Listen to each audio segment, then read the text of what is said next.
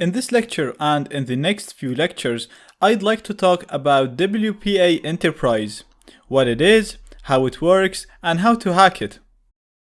Now, all the networks that we've seen so far in this course and in my other hacking courses, whether they're WPA or WPA2 networks, all of them were using a form of authentication called PSK.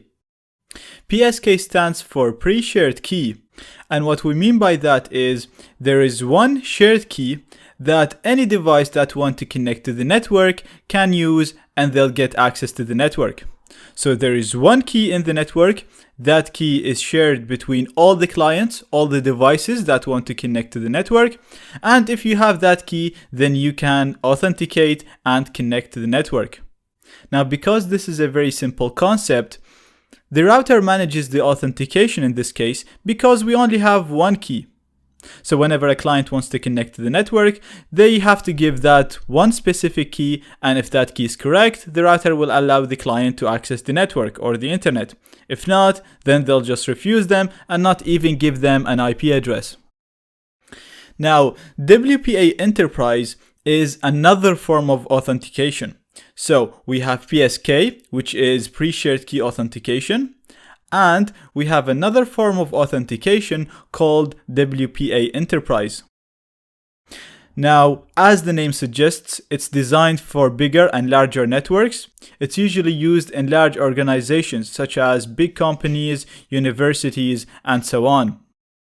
The idea behind this is each user that wants to connect to the network needs to have their own username and their own password.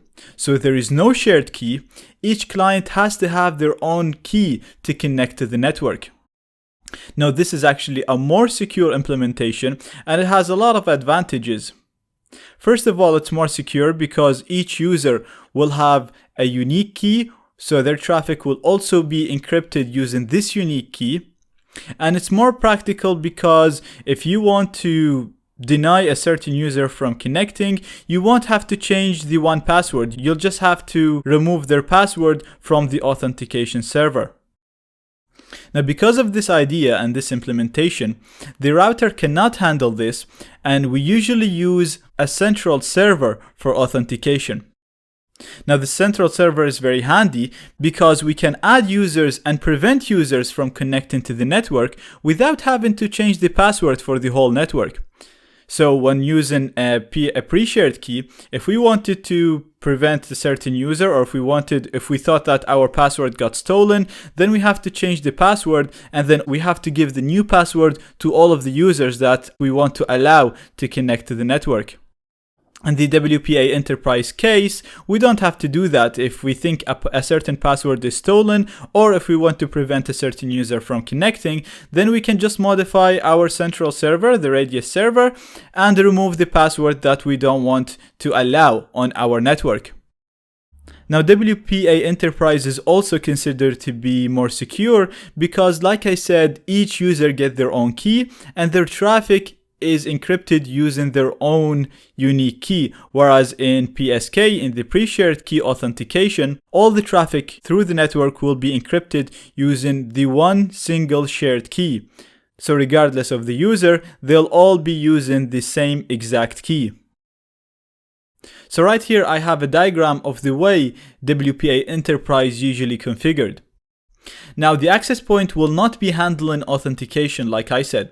So the client is going to use some sort of authentication, usually a username and a password.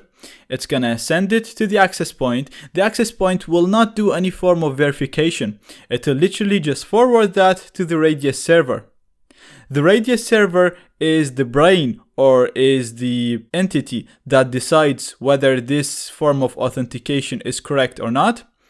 If the username and password are correct, it's going to tell the access point, okay, these are correct, allow this device to access the resource, whether it's the internet or the network. So the access point is going to assign an IP address to this computer and allow it to access the network. Therefore, when we want to add new users or prevent users from connecting, all we have to do is just modify our server here and remove the users that we don't want them to connect. Now, WPA Enterprise uses an authentication protocol called EAP, but there are other implementations that you might face like EAP Fast, LEAP, and TLS. Now, I'm just trying to give you a basic understanding of what we mean by WPA Enterprise and how it works. And in the next lecture, we're going to discuss how we can hack this and gain access to networks that use this form of authentication.